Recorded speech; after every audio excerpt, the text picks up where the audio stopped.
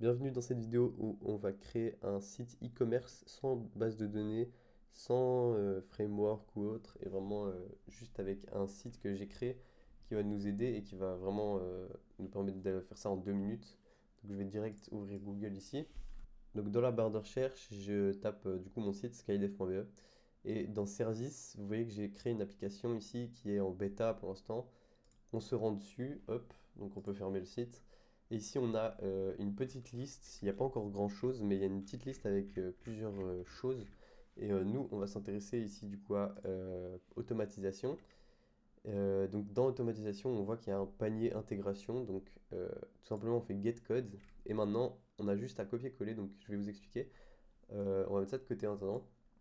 Donc ici on a le index.html que je vais renommer, ce sera plus simple en shop.html. Donc ensuite, pardon, sur l'application, ici on a juste un require à mettre dans le head, donc c'est pour le style CSS, pour que ce soit beau.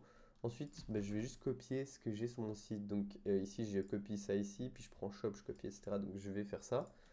Donc une fois que tout est copié, ici vous voyez, vous pouvez changer vos articles, le prix, l'ID on s'en fout, mais le nom, le prix et l'image. Pour l'instant, vous pouvez rajouter des choses et vous pourrez les afficher du coup grâce au JavaScript.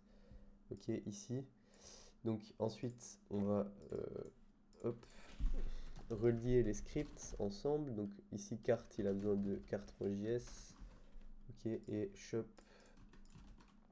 il a besoin de shop.js. Ok, et maintenant je me rends tac sur ma page. On voit déjà que je vais juste rajouter un petit lien pour changer de page. Donc ici on est sur panier.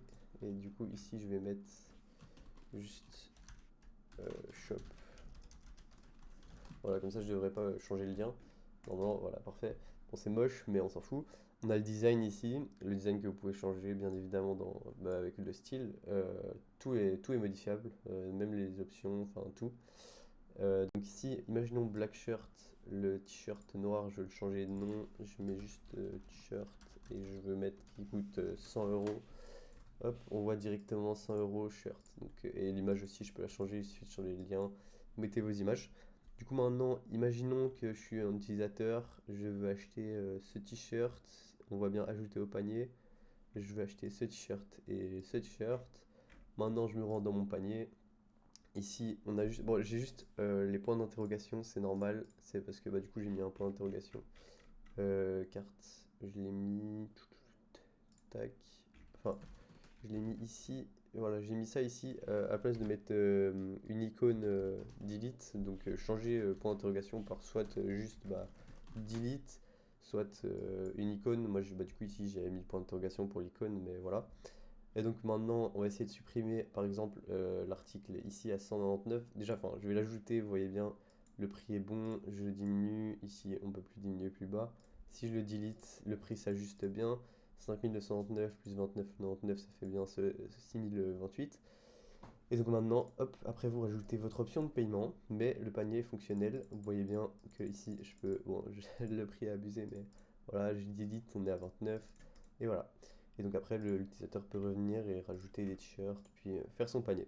Voilà, donc c'était comment intégrer un panier en 2 minutes via cette, enfin mon site, mon application. Donc c'est bien sur skydev.be, je le mets de toute façon le lien en description. Et je vais rajouter, parce que du coup c'est une bêta, mais je vais rajouter encore plein de choses. Donc voilà.